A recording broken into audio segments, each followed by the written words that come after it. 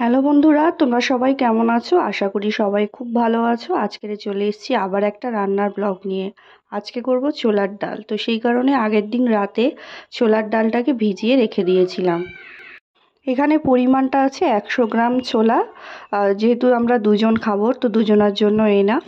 তোমরা পরিমাণ মতো তোমাদের মতো করে রান্না করবে। তো যাই হোক, রেসিপিটা শুরু করব। তার আগে এই ছোলার ডালটা ধুয়ে ভিজিয়ে রেখেছিলাম বললাম, এবার এটাকে প্রেশার কুকারে সিদ্ধ করে নিতে হবে। তো আমি প্রেশার কুকার বসিয়ে দিয়েছি, দিয়ে ডালগুলো এর মধ্যে দিয়ে দেব।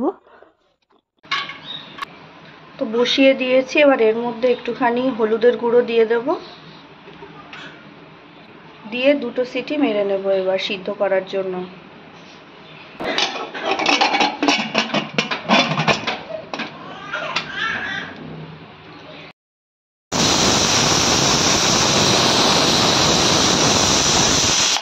তো 2টো সিটি মেরে নিয়েছি, আশা করি ডালটা সেদ্ধ হয়ে গেছে। তো ডালটা মোটামুটি সিদ্ধ হয়ে গেছে, এবার রান্নাটা শুরু করব।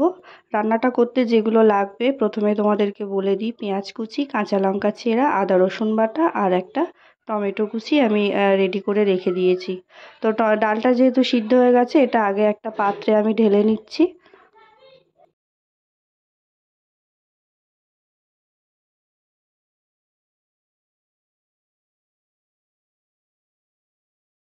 ছোলাটা সিদ্ধ করে ফেলেছি, এবার এটা কড়া গরম করতে বসিয়ে দিয়েছি। তো এবার পরিমাণ মতো একটুখানি সর্ষের তেল নিয়ে নিলাম। তেলটা গরম হয়ে গেলে এর মধ্যে এবার পেঁয়াজ কুচি দিয়ে দেবো। তো তেল গরম হয়ে গেছে, এবার পেঁয়াজ কুচিগুলো দিয়ে দিলাম।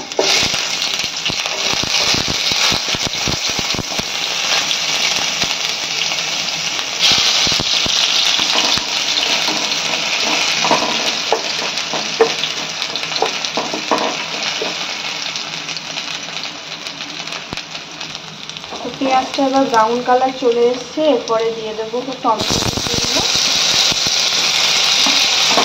দিয়ে নেড়ে চেড়ে নেব। দিয়ে দিলাম 1 টেবিল চামচ লবণ, 1 টেবিল চামচ তোমার লঙ্কার গুঁড়ো, আর দিয়ে দেবো 1 টেবিল চামচ হলুদের গুঁড়ো। দিয়ে ভালো করে মশলাটাকে নেড়ে চেড়ে কষিয়ে নেব।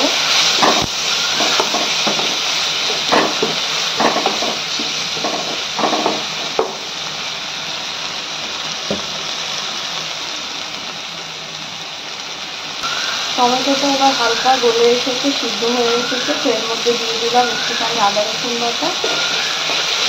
এই মশলাটাকে আবার কষতে শুরু করব। সামান্য পরিমাণে একটুখানি জল দিয়ে দিলাম যাতে মশলাটা পুড়ে না যায়। এবার মশলাটাকে ভালো করে কষিয়ে নিতে হবে।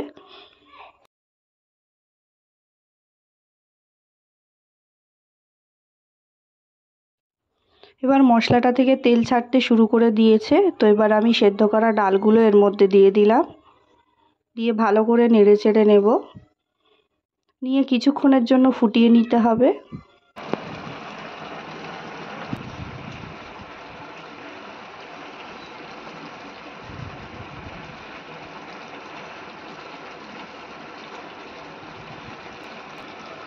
তো ডালটা প্রায় সিদ্ধ হয়ে এসেছে, আমি একটু সামান্য পরিমাণে চিনি দিয়ে দিলাম।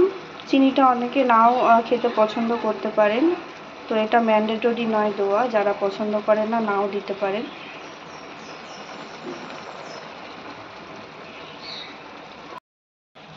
তো ডালটা একদম কমপ্লিট হয়ে গেছে। তো এবার এর মধ্যে দিয়ে দেবো কাঁচা লঙ্কা চেরাগুলো,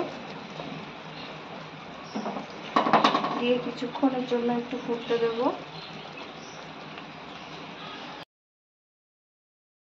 আমার ডাল প্রায় রেডি। তো নামানোর আগে একটুখানি গরম মশলা উপরে ছড়িয়ে দিলাম যাতে স্বাদে খেতে আরও ভালো হয়।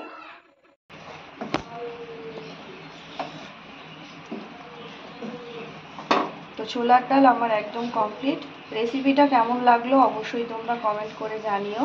তো দেখা হচ্ছে আবার নেক্সট ব্লগে। ভালো লাগলে লাইক কমেন্ট শেয়ার করো।